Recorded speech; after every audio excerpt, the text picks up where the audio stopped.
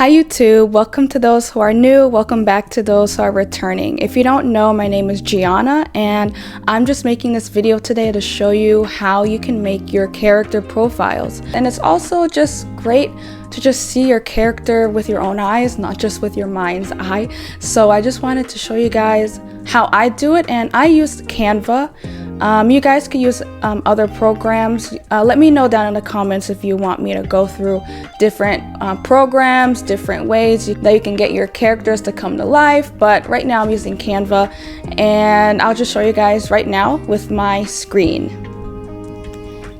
Alright, so you guys see my screen right now, and I have already placed in the prompt for the description of my character and the time frame it is in. And how I put the description is just describing how she looks like.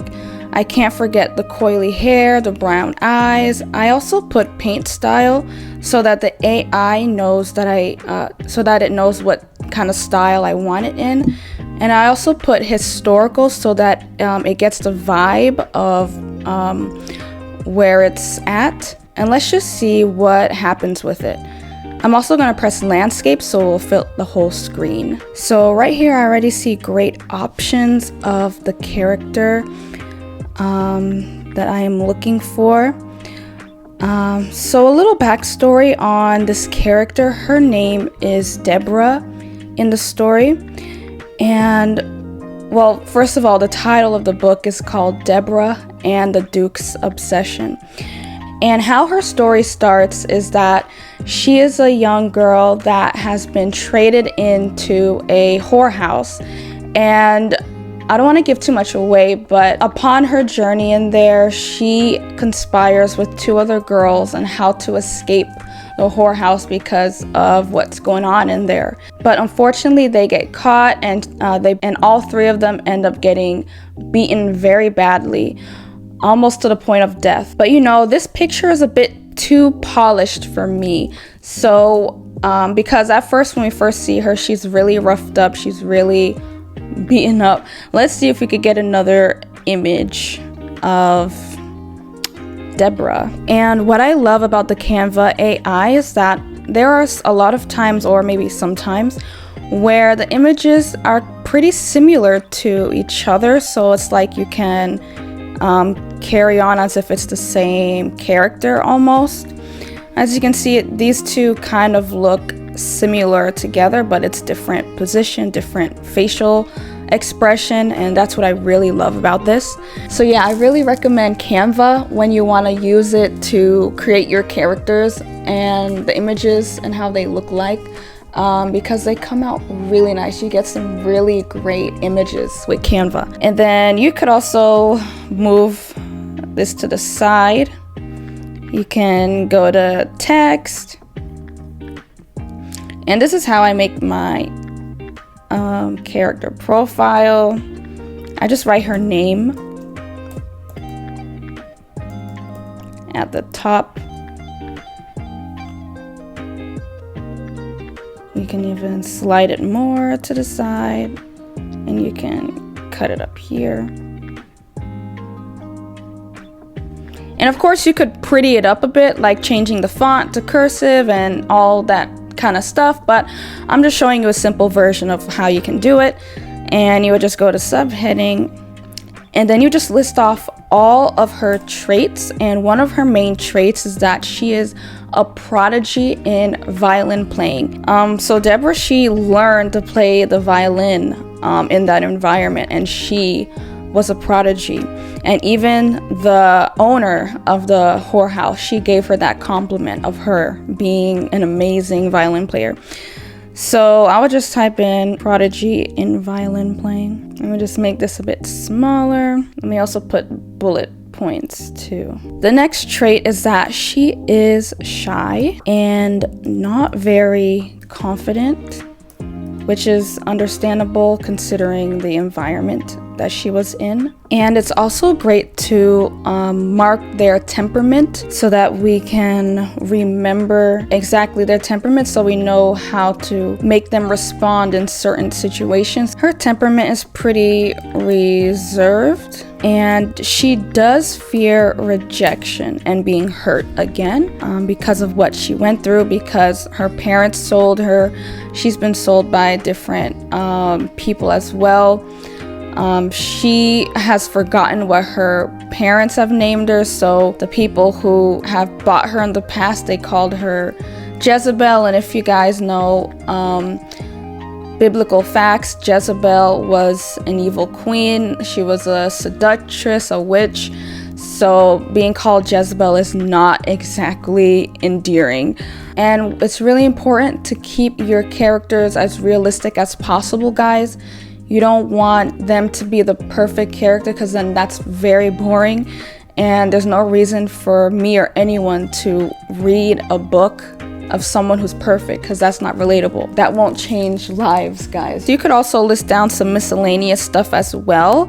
Some of them is that she loves animals. She loves stories that her adoptive father Daniel reads to her, and she is someone who avoids conflict. And then we can go to elements and then go to shapes, or to make it better, you can go to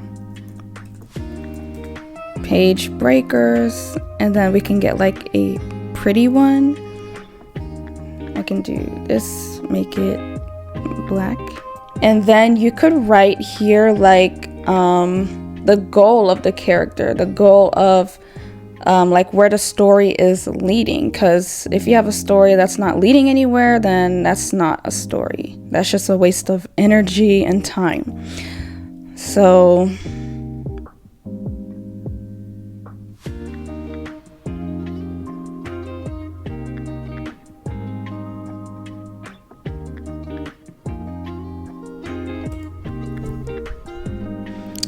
So her goal is to be a professional violin player, but that's where the sabotage and the resistance come to play, because there's a point in the story where the Duke becomes infatuated with her after she grows up. Because he can't have her, his goal is to destroy her so that he can make her his.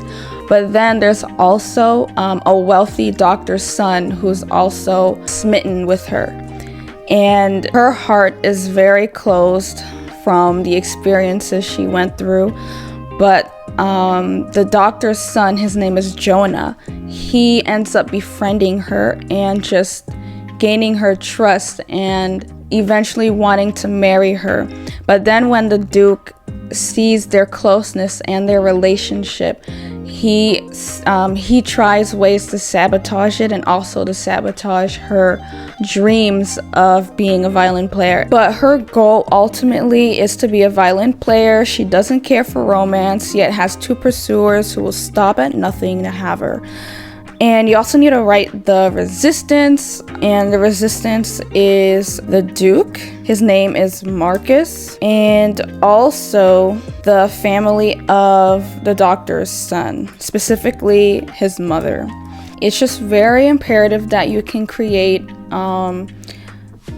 troublesome issues for the character, so that it can stay interesting, but also have realistic and ways that make sense of how she or your character will overcome those resistances. And we as writers, we just should try to not be so afraid of creating problems for our character, because I understand we feel so much for them, we love them, but if you want to make a story interesting, you have to create a problem. You have to create a circumstance that will make people interested.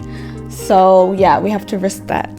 And so yeah, there's also other ways we can make this, like with background and whatnot. If you guys want more examples on how to make character profiles, like with backgrounds and everything, let me know in the comments. I would love to do it. Let me know if this helped you at all, because I really would like to hear your feedback. If you guys watched but you don't really feel like commenting, I would just appreciate if you would just put a heart in the comments. That's fine, and I'll give you a heart back. And also just look in my description, my video description, for any information that you may find interesting. And also, guys, I have published a book on Amazon, and it's called Agape Love Workbook for Women.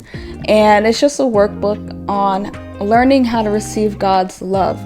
And I'll just put that link in the description as well, because in this time we're living in, we could go through bad situations, circumstances. We grew up with childhood trauma, and it has really affected our ability to receive His love.